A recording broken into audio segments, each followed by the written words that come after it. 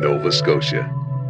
Located on Canada's east coast, is a land of scenic beauty and maritime charm. Nova Scotia's natural beauty is spectacular and awe-inspiring.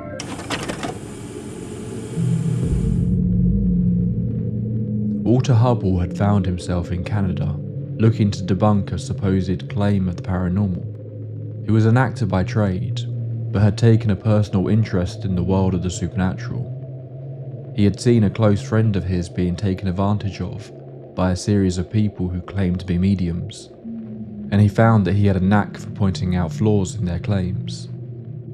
He saw them as con artists, preying on the weak.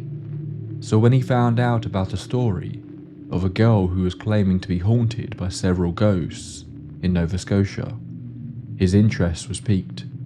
Was this girl attempting to create a hoax, or were the people around her feeding into her delusions?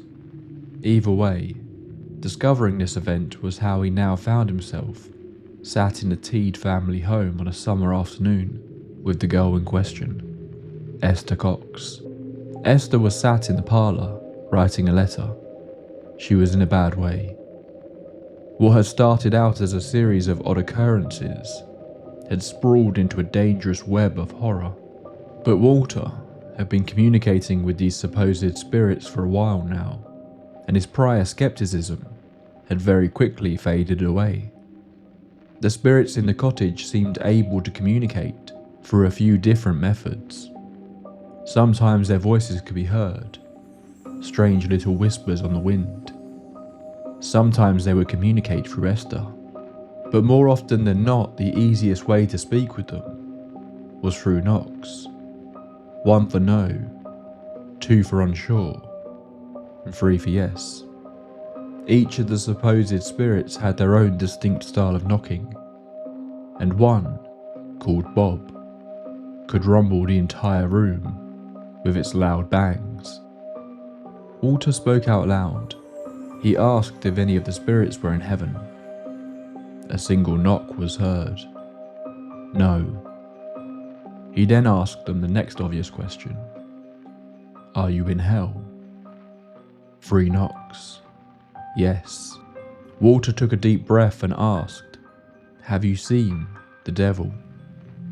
He had not heard something quite like this so far. The room shook with a force that sounded like someone was smashing a sledgehammer into the walls. 1 knock, 2 knocks, 3 knocks. The horror of what became known as the Great Amherst Mystery was one which would lead to a family's life being ripped apart and a young woman in prison.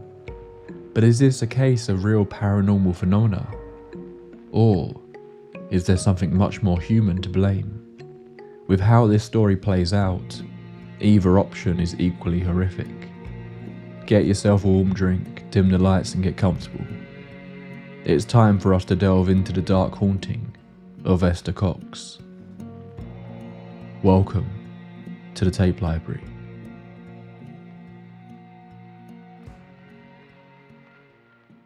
It was late in the summer of 1878 when the events began. Esther Cox was living in a 2-story house on Princess Street in Amherst, surrounded on both sides by near identical buildings. The setup there was rather busy. There was Esther, her sister Jenny, who she shared a bed with, their brother William. But the head of the household was a man named Daniel Teed, who had married the older Cox sister, Olive, with whom they had 2 sons, as well as Daniel's brother John, also being a resident. Daniel Teed worked at the local shoe factory, and while Jenny also worked, Esther mostly helped around the house, aiding Olive in keeping it all running smoothly, and tending to the family's chickens and cows. Esther was a relatively popular girl in Amherst. No one really had much negative to say about her. An unremarkable young woman, just 18 years old, and content to play her part in the family's life. Esther was seeing a man named Bob McNeil, another worker at the nearby shoe factory, but he had a bit of a reputation, so much so that Esther's sisters were not keen on her seeing him, but she ignored their concerns. One rainy evening at the end of August, Esther came walking in through the front door, soaking wet. She had been out for a carriage ride with Bob, but when Jenny looked out the window, Esther's boyfriend was nowhere to be seen. Esther didn't want to talk. She took herself up to their room and locked herself away.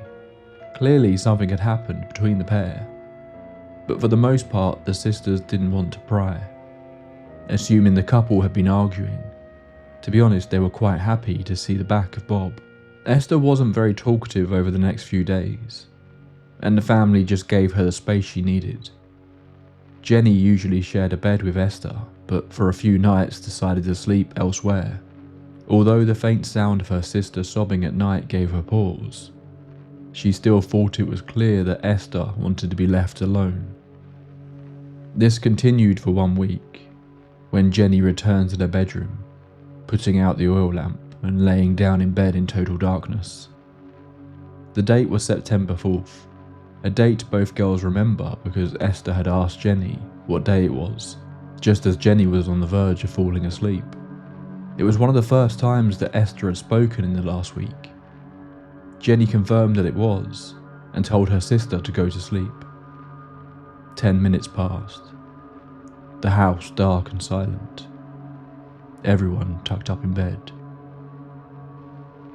When suddenly, Esther leapt up, screaming.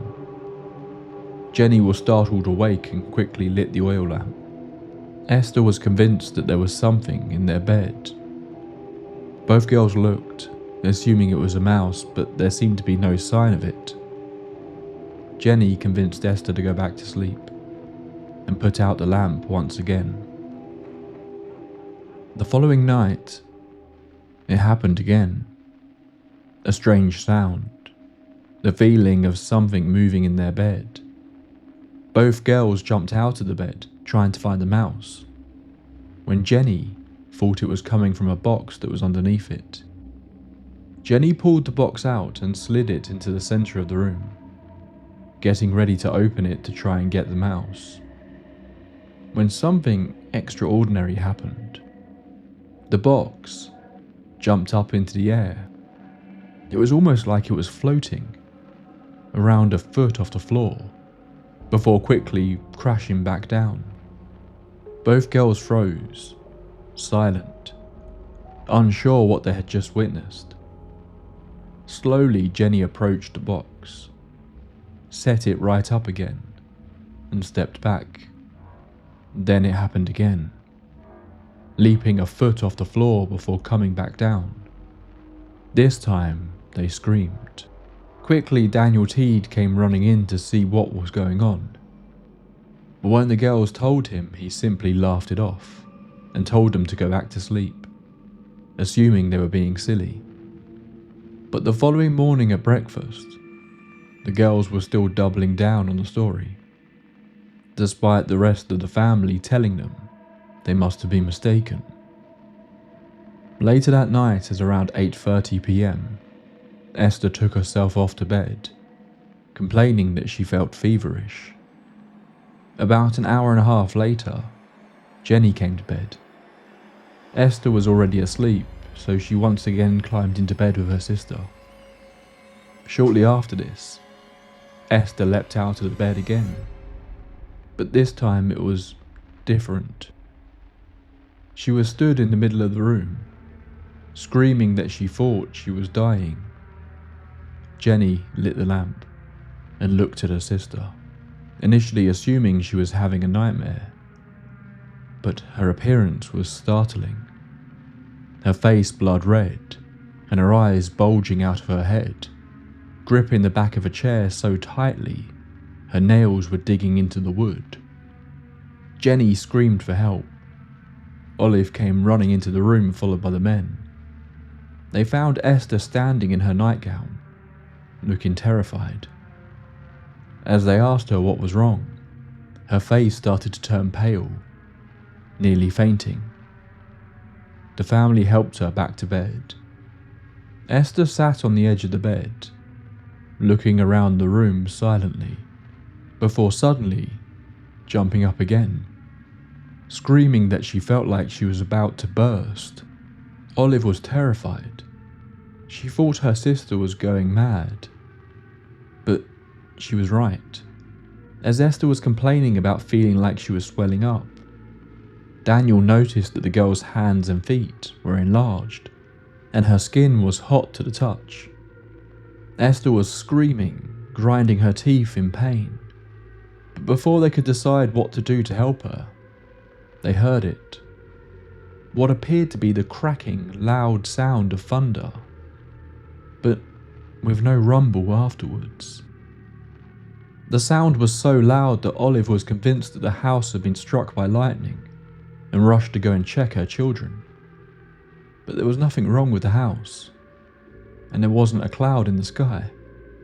Olive looked to her husband, utterly confused by what was going on, when they heard 3 loud bangs. Then it all stopped. Esther seemed to instantly relax, falling into a sudden deep sleep, as if nothing were wrong, leaving the family baffled as to what they had just experienced. The next day, it was as if nothing had happened. There was no sign of fever in Esther, and she went about her normal daily ritual, perfectly fine and healthy.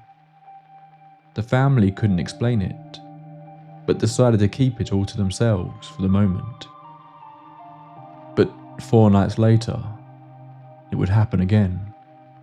Esther was laying in bed with her sister, complaining of feeling like she was swelling up again. Jenny tried to comfort her, telling her that if she stayed calm, hopefully this attack, whatever it was, would quickly end. But as they were talking, the bedsheets were ripped off their bed and flung to the other side of the room. The family yet again came rushing into the room to the sounds of screams. At first they were convinced that Jenny was dead, as they caught her lifeless face on the bed in the glow of the lantern, but she had apparently just fainted from shock. Esther's body once again visibly swollen. Olive, seeing the girls in their nightgowns, quickly grabbed the bedsheets and covered them, unsure what was going on. But as soon as she did, the bedsheets flew straight off again. Then the pillow under Esther's head flew off the bed, hitting John Teed in the face, who, in a moment of surprise, took himself out of the room, refusing to accept what he was witnessing. Esther was burning up and complaining of a headache, so her brother rushed to get her some water from the bucket of drinking water in the kitchen. As William returned to the bedroom, the family yet again heard a series of loud bangs, so loud that it shook the room. Then Esther instantly relaxed and fell asleep. It was over once again. This time, the family knew they needed help. Daniel Teed stopped by in the morning to visit the local doctor, Dr. Carity, and explained exactly what had been going on. The doctor found Daniel's story ridiculous. It was clear the man was mistaken of what he had seen, but regardless, he assumed that something may be wrong with Esther, and he agreed to stop by that night. He didn't arrive until around 10 p.m. Esther was already in bed but hadn't suffered any sort of attack. The doctor checked all her vital signs but didn't believe her attacks were the result of an illness. He instead told the family that he believed Esther had recently suffered from an extreme shock of some kind, and described her condition as nervous excitement. But as he was speaking, something odd happened.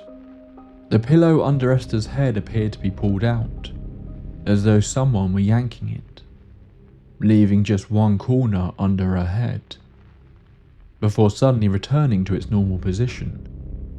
The doctor couldn't believe his eyes, asking if everyone else had seen it too. But before they could respond, it happened again. This time, John gripped the edge of the pillow before it could return to position, and it was clear that something was pulling back. embarking in a mini tug of war with the man. He wasn't strong enough though, and the pillow fell back into its position. John was terrified. The doctor, however, was fascinated and thought the whole event was wonderful. Then the banging started once again. The doctor searched the room, looking to see where it was coming from, but couldn't quite figure it out. One thing he did note though was that as he moved around, it felt like the sound was almost following him. The bed covers were thrown across the room again. The banging continued, terrifying the whole family, but it was soon joined by a second sound, a scratching noise that none of them could identify at first. But then they saw it. The doctor pushed back to the front so he could get a good look. There, on the wall on the other side of the room, someone had scratched a message into the wall. In scraggly, foot-high letters, it read, "Esther Cox, you are mine to kill." As the doctor stood there, a piece of plaster suddenly flew towards him, falling at his feet. He picked it up, looked at it, but there was nothing of interest.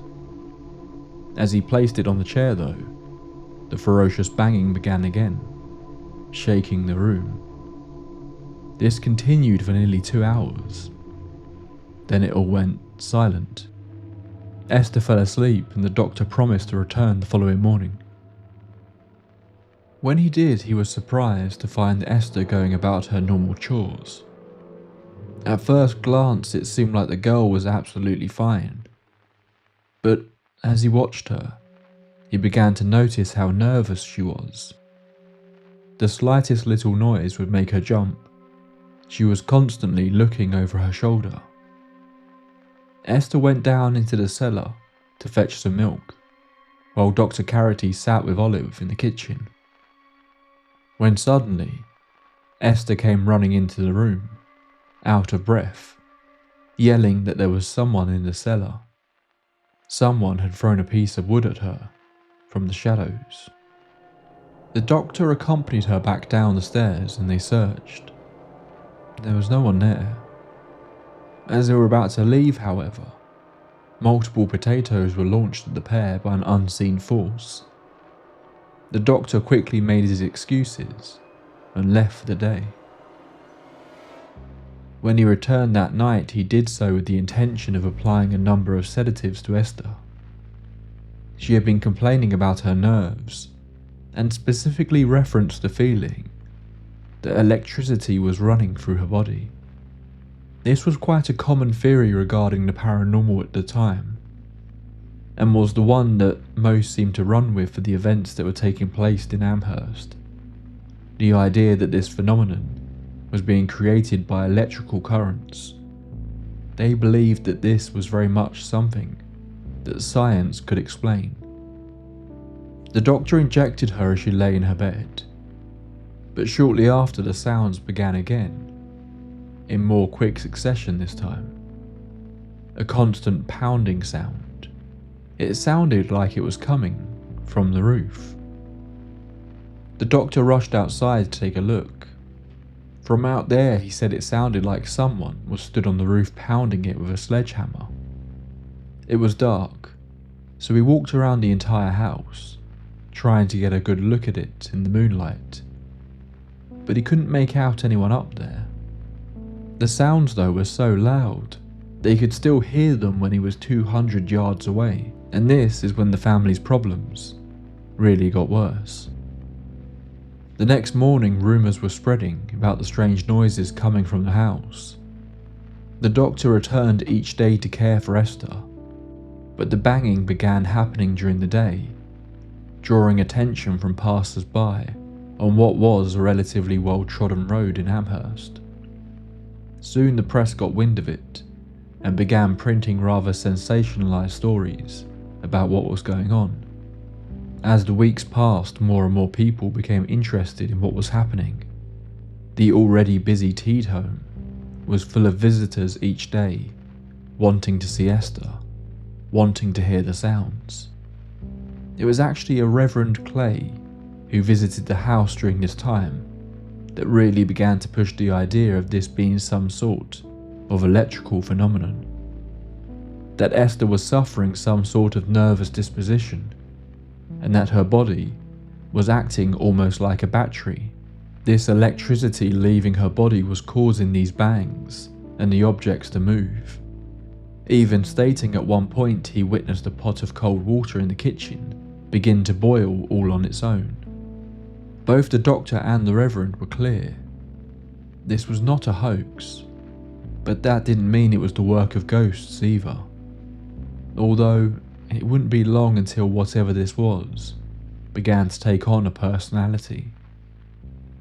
The crowds became so immense at times that the police had to be called in to control them. But at the heart of all this public attention was Esther, who was suffering immensely each night, despite the doctor's best efforts to keep her calm. Then her health took a sudden nosedive when she was diagnosed with diphtheria. Esther was confined to bed for 2 weeks, which, strangely, seemed to bring a temporary end to the activity. She then spent a further couple of weeks with another sister, and during this whole period, the Teed house stood silent. But when she returned, it all began again. It seemed apparent now that whatever this was, it was directly connected to Esther. This time though, it came with a new troubling detail. Esther began to hear voices. If these were out loud whispers on the wind, or entirely in her head, seems a little unclear, but a voice began to tell her that the house would be set on fire. She told Jenny one night as they lay in bed that she had been told this by a ghost who claimed it had once walked the earth but was now dead. Jenny, obviously a little worried, told Daniel. But he believed the Reverend's claims that this was all an electrical phenomenon, and said to the girl that electricity wouldn't start a fire on its own, unless in the form of lightning. As he was saying this though, a lit match fell to the floor next to him. Over the next 10 minutes this happened multiple times. Lit matches that seemed to fall from above, that the family would rush around trying to put out. This was when Jenny became convinced that whatever this power was, it could hear them. It could interact with them. As she explained this theory to the doctor, the bangs began again. This was when they realised it meant they could communicate with it. Initially, the doctor was able to get it to do simple things, like banging to demonstrate how many people were in the room. But over time, a method of communication was developed that allowed more detailed conversations to be had. Different numbers of knocks were used to answer questions. As the onlookers that would visit the house became aware of it, they increasingly would communicate with the entity too.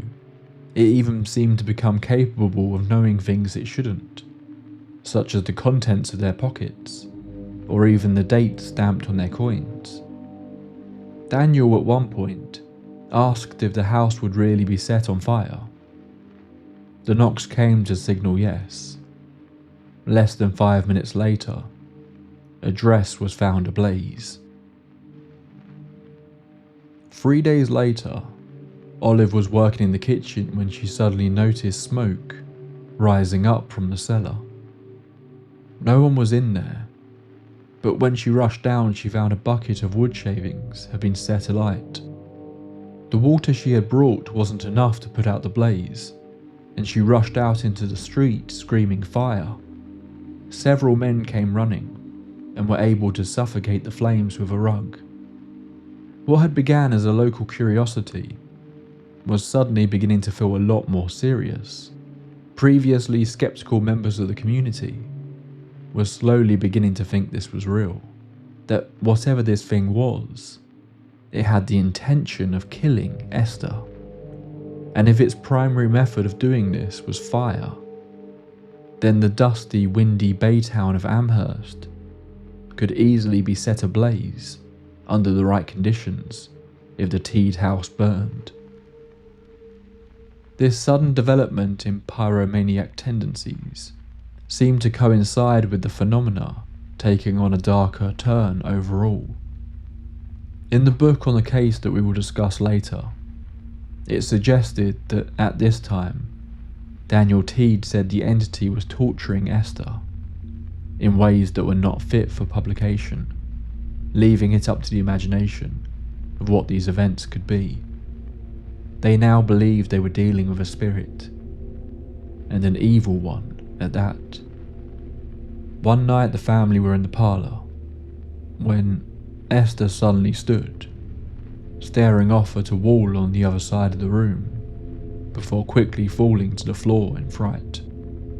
She began to scream at the others, yelling, "Don't you all see him too? There he stands. See, his eyes are glaring." Esther was claiming to see the ghost. She said he was laughing at her and saying that if she didn't leave this house tonight, he would burn it to the ground. He would kill them all. Esther burst into tears. Daniel Teed believed he had no choice, but he wouldn't send Esther out onto the snow-covered streets for the night. He knew the neighbours were too scared to get involved, but there was a man in the area named John White, who he was sure would take Esther in. Daniel raced out into the snow to speak to John, who agreed to take Esther into his own home. It was January of 1879, 5 months since the haunting had begun, and now 4 weeks since Esther had been a resident of the Whites' home. And seemingly the activity had stopped. Esther's overall health and nerves seemed to be improving each day, and the community began to believe that this whole ordeal was finally over. But then, items began to go missing, and Esther began to hear the voices again. The banging started up. Fires were discovered in the Whites' family home. John White was scared to leave Esther alone at his house for this reason, and began bringing her to work with him at his saloon on Main Street. The customers all got a great kick out of having Esther predict things, like how much change was in their pockets. She always seemed to get the answers right, even if there was no way she should know. But with her spending time there, the activity began to take place in the saloon instead. Initially it began by repeatedly opening the door of the stove. It would throw objects across the bar, move large items of furniture, but then it presented a dark representation of its power. John White's son Frederick was sat in the saloon one day, whittling down a piece of wood with his pocket knife, when suddenly it shot from his hands and entered the back of Esther, who had been stood close by. The boy, in a blind panic, rushed over to help her, pulling the knife out of her back. Blood dripped down her dress, but it didn't seem to be a serious wound, luckily. The boy wiped the knife and carefully put it back into his pocket, but moments later it shot back out. Despite being closed and in his pocket, the knife was suddenly in Esther's back once again, in the exact same spot. There were several witnesses to this event, and the boy didn't know what else to do, so he simply locked the knife away in the cash drawer, hoping it wouldn't happen again. Eventually, Esther ended up moving to the farm of an elderly couple who agreed to take her in, and this time in the countryside seemed to lead to the activity dying down once again. Eventually, when Esther returned, it was believed that the ghost had finally left her alone. Esther continued to work at John White's saloon and moved back in with her family, but it didn't take long for it all to begin again. It was around March of that year that an outsider would get wind of this whole thing and get involved in the case. This was the aforementioned actor Walter Hubbell, who was touring with an acting group when he read in a newspaper about what was being referred to as the Great Amherst Mystery. Walter had developed something of a side interest in the paranormal after a close friend of his had lost their mother, and in their grief he felt that a number of con artists had approached her, claiming to be psychics that could put her in touch with her dead loved one. Walter saw this as taking advantage of his friend, and was very successful in debunking their supposed communications with the dead. When he read about the Amherst Mystery, he believed that he could prove this to be a bunch of nonsense too.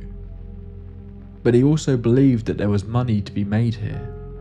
He came up with the idea of taking Esther on tour, presenting her case to a live audience, with the girl at the centre of the Amherst Mystery there live on stage, before exposing how she was able to fool so many people. Hubbell even began to contact John White and arranged with him to take Esther on tour, even before meeting the girl. The first time he met Esther was in the Teed home. As they sat down to talk, he quickly became witness to the goings-on, the banging and scratching sounds. Esther informed Hubbell that 2 of the spirits that now followed her were currently present. They even had names and identities now. These 2 were Bob and Maggie. She informed the skeptical man that he could talk to them, and they would respond with knocks. Sure enough, he did just that. He was able to get the knocks to tell him the time, to keep beat with a song he was whistling, to guess the date on the coin in his pocket. He carefully watched all of the family members as he did this, but could see no sign that any of them were doing anything to cause the sounds. Sure enough, Esther agreed to Hubbell's idea of a tour, and along with John White, the trio set out to deliver a series of lectures on the Great Amherst Mystery. But early on, this all fell apart. When they presented their show in Chatham, they were messing the street afterwards with an angry mob who launched projectiles at them. After this incident, John White said this was in hindsight a bad idea and they should call off the tour, fearing that one of them would be killed if they didn't. It may seem odd that Esther even agreed to this idea, but she seemed to like Hubbell. If he had revealed his intention of debunking her claims or not seems unclear. But before he arrived, Esther was at a breaking point, considering taking her own life. This strange man rolling into town gave her hope that someone could help her.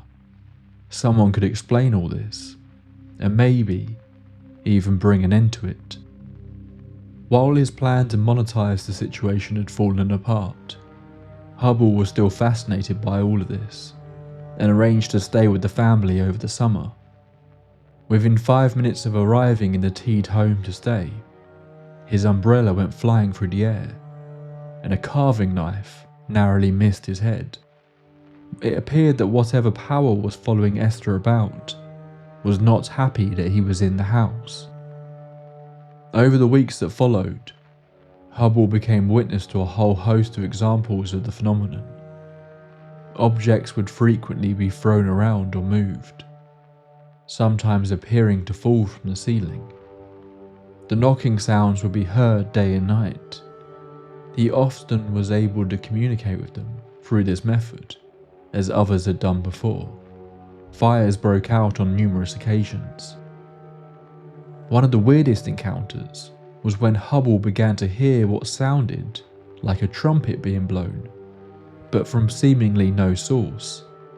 When he confronted the spirits about this, a small toy trumpet seemed to fall out of the sky and land on the floor. He also was witness to the phenomenon of the matches falling from the ceiling. The working theory from Hubbell and others who had witnessed the activity was that these entities, whatever they were able to take objects in and out of our world into theirs at will, which caused a great deal of concern. Because if they were able to do this with inanimate objects, could they also do it with a person? Was this their plan with Esther? These events weren't happening rarely, and they were daily occurrences. But he began to notice something odd. The ghosts would rest on the Sabbath. The activity would virtually die out every Sunday, then return with vengeance each Monday. Hubbell claimed that at one point he witnessed a young boy in the house, George, being attacked by an unseen presence that tore his clothes. It was noted that young George was the only person in the home other than Esther who also claimed to see the ghosts, describing them much as Esther did. By this point there seemed to be as many as 6 ghosts apparently following Esther about. She wouldn't always see them, but at random points they could appear. There was Maggie and Mary Fisher, who were sisters, Peter Teed, a relative of Daniel's, Jane Nichol, Eliza McNeil, and the one that caused Esther the greatest deal of concern, Bob Nichol, a person she described as a dirty-looking 60-year-old man who had worked in the town as a shoemaker. He was the one who would pound on the walls so loud it sounded like someone was attacking the home with a sledgehammer. He was the one who would often launch dangerous items through the air. He was the one who would start the fires. It appeared he was the one who wanted Esther dead so she could be his forever. They believed that it was Bob who was often in Esther and Jenny's bedroom at night. He would pull them out of bed, tear at their nightgowns, leaving bloody scratches and cuts over their bodies as he did. But he wasn't the sole violent entity. At times the other spirits were blamed for attacks on Esther. One saw a chunk taken out of her forehead with a knife. On 2 separate occasions, a knife was launched at her throat, which she blamed on Maggie. Hubbell stated that on some mornings, he would sit there and pull pins out of Esther's skin that Bob had apparently pushed into her overnight. He also attempted various experiments during his time in the home. One night, there had been quite a lot of activity, mostly items appearing in the parlour from other parts of the house. He asked Esther to sit in front of him, look him directly in the eyes, and hold on to his hands. He said it felt like there was electricity passing through his arms the entire time he held Esther's hands. They sat like this for 15 minutes before Hubbell asked Esther how she felt. She said fine. From her perspective, nothing was happening. But to Hubbell, it felt like a tremendous energy was being pushed out from her body. So much so that after that 15 minutes were up, Hubbell felt exhausted. He quickly took himself off the bed and slept solidly for 12 hours. Another apparent attack from Maggie happened one day when a pair of shears were launched at Esther's throat. When that didn't work, a fork shot across the room and embedded itself into the girl's forehead. That night, Esther seemed to go into something of a trance. Hubbell described her eyes as set like a dying woman, lying perfectly rigid on her back as she claimed to be talking with her mother in heaven, claiming that she could see many people who had lived in Amherst who had passed on, identifying individuals who were long dead and she shouldn't have known. Some nights the attacks grew so bad that Esther would scream that she wished she was dead through pained sobs. Esther believed it was only a matter of time before Bob, or one of the others, would murder her. Medicine didn't seem to have any effect on her. Prayer didn't help. In fact, if Esther ever attended church, she would often have to leave midway through, as the banging sounds would follow her and cause disruptions to the service. As the summer progressed, the activity seemed to grow worse and worse. William Cox and John Teed had enough and moved out of the house. The fires became so frequent that in the end the owner of the cottage, a Mr. Bliss, arrived one day to inform Daniel Teed that either Esther needed to leave or the entire family would be kicked out. The family felt they had no choice. so Esther was sent to the Van Amberg farm, the elderly couple she had stayed with previously. After she left, Hubbell walked around the home, looking at the fire-damaged walls, the ruined furniture. It had happened so gradually over time that it wasn't apparent quite how much damage had been done to the home and the family's belongings. But now, there was silence.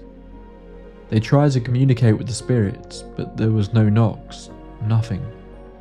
The last time Esther had gone to the farm, the activity hadn't followed her. This time, she wouldn't be so lucky. Hubbell's time in Amherst was at an end, so he went to visit Esther on the farm to say goodbye. He found her in good spirits. Nothing had happened in the weeks since she had moved, and once again she thought being away from the town may have stopped it all somehow. A couple of years later, Hubbell got back in touch with the family to see if things had stayed calm. They had not. George, the young boy who could also see the ghosts, was now dead, although Hubbell doesn't explain what happened to him. No further activity has taken place in the Teed home since, but Esther had ended up in prison. The barn at the farm she was staying at had caught on fire, burning it to the ground. Esther blamed Bob, but she was arrested and sentenced to 4 months in jail. The judge believing she had been responsible for the fires all along. But the residents of Amherst believed her and kicked up such a fuss that Esther was released after just 1 month. This was the final straw for Esther though, who soon moved away. In a letter from Jenny to Hubbell, she stated that Esther had started her own family far away from Amherst, and that the ghosts hadn't followed her. If that were true or not though, we can't say for certain. So what really happened? Well, there's a big part of this story that I've neglected to tell you up until this point. A piece of the puzzle that will likely be intriguing to both skeptics and believers alike. And that was the incident that appeared to have kick-started this whole activity. Just 1 week before the initial night in her bedroom, Esther had returned home from a date upset. She had distanced herself from the family. The doctor, who was the first witness outside of the family, said that he believed Esther had experienced a serious shock and initially blamed her sickness on this. It wasn't until late into Hubbell's stay with the family that Daniel Teed revealed a story about Esther. The night she had returned home upset, she had been out for a ride with her then boyfriend, a man named Bob McNeil. Now, as I mentioned prior, McNeil had a bit of a bad reputation in town, but Esther seemed to like him, regardless of her sisters being more suspicious of the man. That night he rode her around Amherst, before turning down a road that led towards a marshy area and into the countryside. As they approached a small grove, McNeil suddenly dropped the reins and jumped down to the ground. Esther smiled, unsure what he was doing, but quickly her mood changed when she saw he had pulled something out of his coat pocket, a large revolver. He pointed it at Esther and started demanding that she get out of the buggy. If she didn't, he would kill her right there. Esther was terrified, but didn't want to step down from the horse. She began pleading with him to stop acting crazy and to take her home. As she did, the cloudy sky began to open and rain fell all around them. McNeil demanded again that she get out of the carriage. When she refused, he aimed a gun at her and was ready to pull the trigger. But just as he did, they both heard a sound. Another wagon was approaching.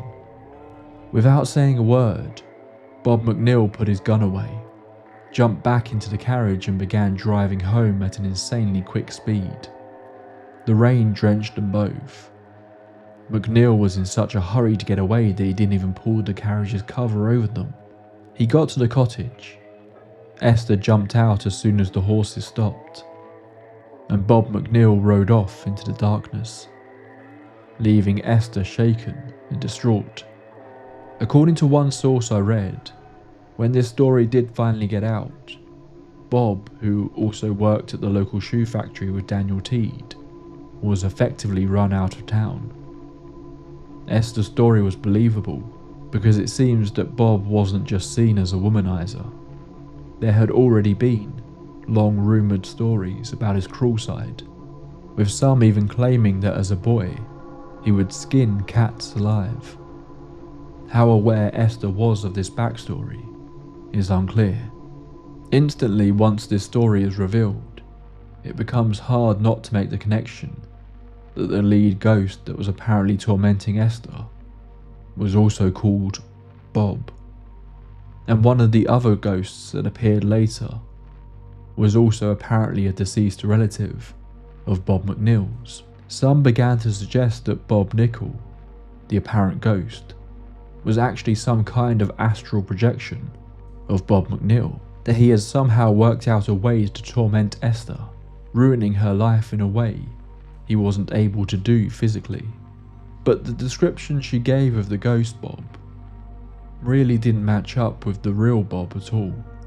Others believed that the ghosts were already in the picture, and that Bob McNeil was in fact possessed by them to some degree, which is what caused him to suddenly attempt to attack Esther. Both of these are just wild speculation, although I think the Bob McNeil context provides us with two interesting theories to explore. One more paranormal, one less so. Let's begin with the more grounded idea first. Esther Cox experienced something on that rainy night that clearly traumatized her.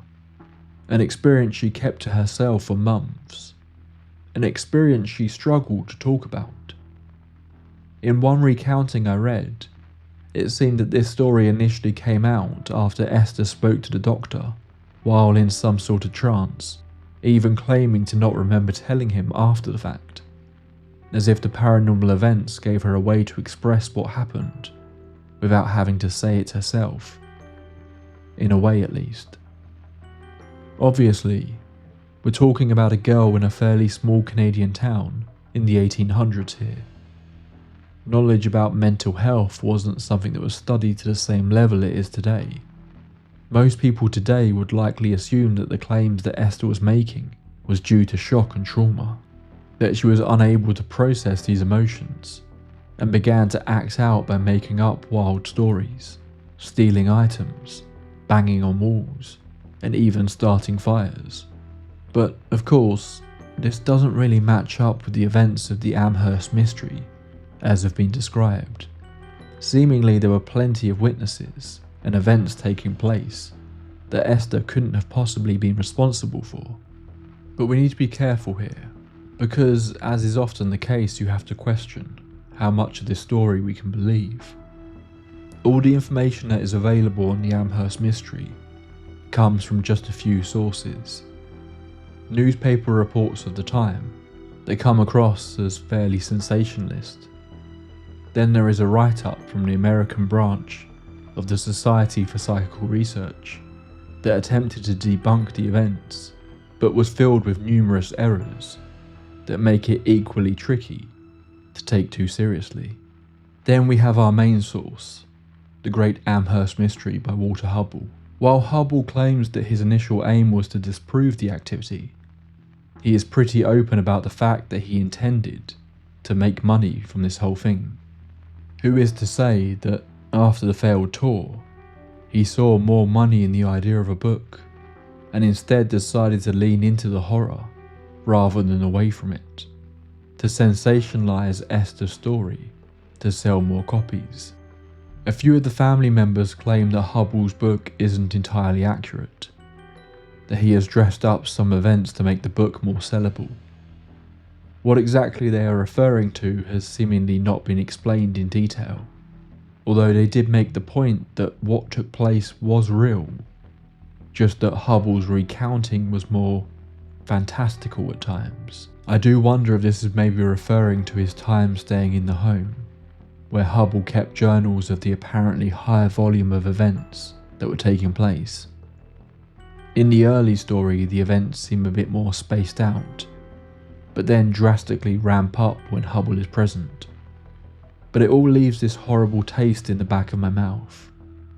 This idea that Esther Cox was simply a young woman who was struggling with her mind, unable to process something terrible, and that this vulnerability was taken advantage of to put her on stage as a spectacle.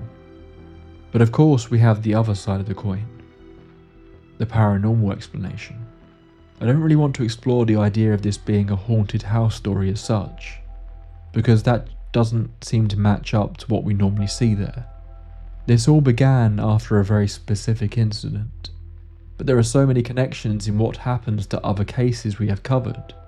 Esther's trauma doesn't mean the activity didn't happen, or at least in some form. Throughout Hubbell's book, I was taken back to cases that I've spoken about previously. The Bridgeport poltergeist, Battersea, Enfield, even Jeff the talking mongoose. All of those cases share so many similarities to Esther's experience. So much of what is described lines up with supposed poltergeist incidents. And of course, with poltergeists, we often run into the theory that these are not ghosts in the way we may imagine them, but something else. The human energy explanation for poltergeists is known as recurrent spontaneous psychokinesis, or RSPK, a theory popularized by parapsychologist William G. Roll when he was studying such cases in the 60s and 70s. Instead of ghosts, the idea suggests that disturbances in poltergeist cases, such as objects moving, knocks, fires, and even electrical issues, may be caused unconsciously by a living person under intense emotional stress. Researchers noticed these events often centered on one individual, typically a teenager or a young adult, experiencing trauma or major life changes. According to the theory, suppressed emotions build up and are released in physical ways without the person realizing it. RSPK also explains common patterns in poltergeist cases. The activity often follows a person place to place. It happens around witnesses, and suddenly stops when the person's life situation changes or the stress resolves, all of which can be identified in Esther's case. Of course, maybe it isn't any of these things. Maybe whatever this thing was, it wasn't something we can even really understand. A wavy, morphing power that seemed to react to the people who witnessed it, playing on their theories, playing on their fears, playing on their traumas. Whatever truly happened to Esther Cox, at this point we can never really know, only speculate. But seemingly, to this girl at least, and the people in her community who cared for her deeply, something was truly wrong. Something that seemed to come from another world. And whatever that was, all we can do is hope that Esther truly did find peace in the end. That's all for this entry into the tape library. This is one I've wanted to cover for a long time but kept getting pushed back, so I'm really glad I finally got to it. Just from a historical perspective, it's so interesting to spot all the similarities here that pop up in so many other paranormal cases across the decades. The Battersea poltergeist is the one that it reminded me of the most, so I suggest checking that one out if you haven't listened to it already, although the Battersea poltergeist case gets a lot weirder than Esther's story. I'm here every couple of weeks exploring the history of the unexplained, so if you're new here, please be sure to subscribe so you don't miss out on future episodes. Until next time, my friends, pleasant dreams.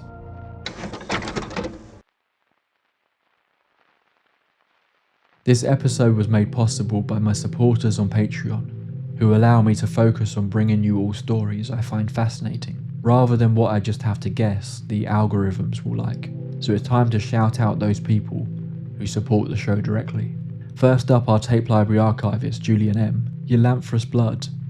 I think I said that right. Summer Chambers, Jennifer, Shan Harding, Melissa Bordrold, Adam M, Cryptic Clyde, Edgar Allan Ho, Adam Grantham, The Magic Pumpkin, Lucas Wiles, Yenok, Aurora, Lee Borix Johnson, Now and Zen, Pat McShay, Pantherpaw, The Elusive M, The Bisexual Moon Cult, Emulated Phoenix, Jamie Long, Dammit David and Marcus, G Martinez, Lisa Mary Sheridan, Gaffy with a G, Plum Blossom, Gina Britton, Emily Carlin, Sarah Boyd, Thomas Boatwright, Stephen Lutman, Crystal E, West Virginia Vegetable Man, Dawn Swan, Tina S, Sean Miller, Juno, Joseph Condola, Jolly Jedi, Pixelina, Joe, The Crimson DM, The Detective, Jean Janine, Darla, Alfredo Sandoval, Midia Zabine, Dominic DeAngelis, Dagon O'Dorleg, Judith Hacker, Eric Salas, Mirashard, Adeline, Ashlar's Books, Gabrielle, Umika Grimm and Sandy Lusk. Then we have our amazing lead archivists, Sage, Sandy W, Wynne Lewis, Yvonne Rivers, Amy Stubblefield, The Original Deer, Emmy Bartley, Lady Bette Noir, Ridiculous, London Grace, Melissa Harrison, Emperor Franz, Old Soul Like Mine, Xavier Rangel, Sagel Cali, Alex O'Neill, Tyler Michael, Alex Goldberg, Van Yell, Brian Baker, and 1000th Ghost. And our insanely generous Grand Overseers, Harrison the Ogre Shannon in Seattle, Leah Carmella, Bad Diddle, Katie, Morning Rain 2619, Agent 355, and Queen of Flatulence. Thank you so much to all of them, all my junior archivists and my members on YouTube. Each and every one of you plays a huge part in keeping the show going. If you want to join the archivists, links can be found in the description. Thank you.